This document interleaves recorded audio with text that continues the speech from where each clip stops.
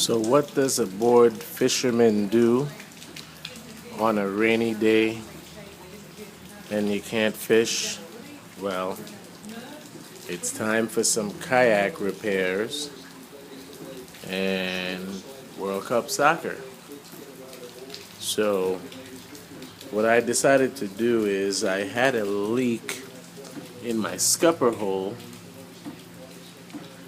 I think it happened from me tying the kayak on the roof of the car too tightly, and I actually developed a crack in that area.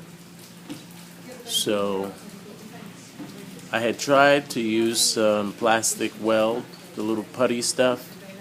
It seemed to be a temporary fix. It worked a little bit, but it's still a leak. So I decided to find my heat gun and just basically melted the plastic and created a new bonding. I drilled on each end of the crack and then pushed it back where it was supposed to be, and then melted the plastic on each side to reseal it how it's supposed to be. Now, to be sure, what I also did is I went to Harbor Freight and they had these funnels on sale, and they're made of polypropylene plastic, and they were for 99 cents for a 5-pack of different size. So then I put those here and melted those on top of the bonding that I had already done.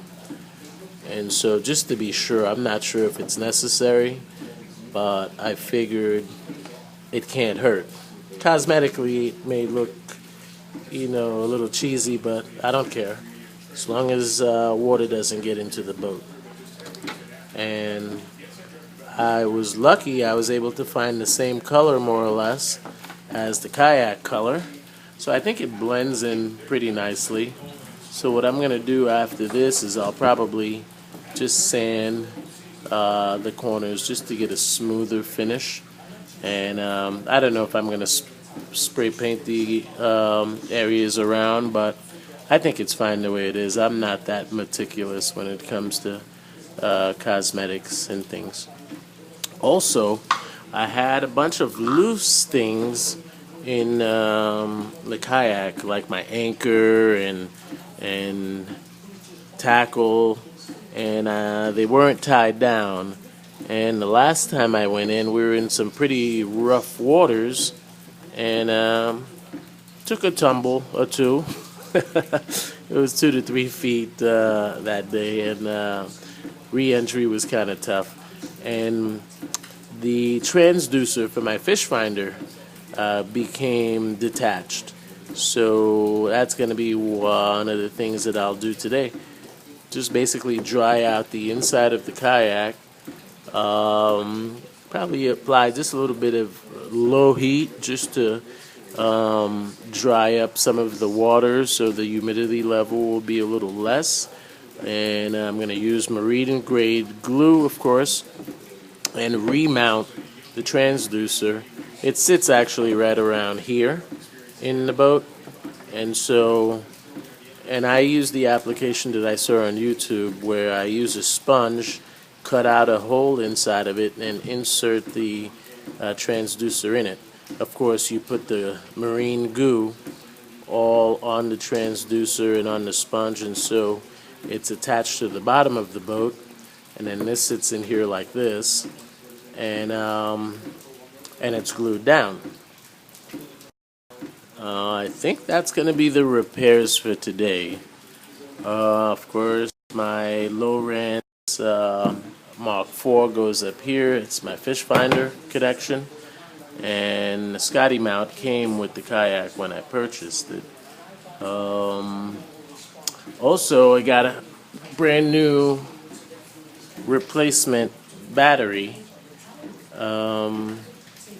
a while ago. I've had it for about a month, but I hadn't put it in because the ends on the other battery had broken off because they were sliding around the kayak anytime I picked it up and put it on the truck. So I'm going to find out a way to put it in a box and actually fasten, glue that to the bottom of the kayak, and so it won't be sliding around.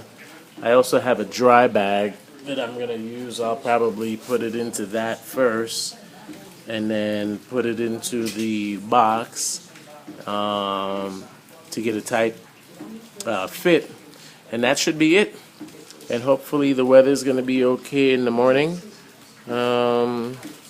Probably head out and catch some fish to throw on the grill before heading off to work.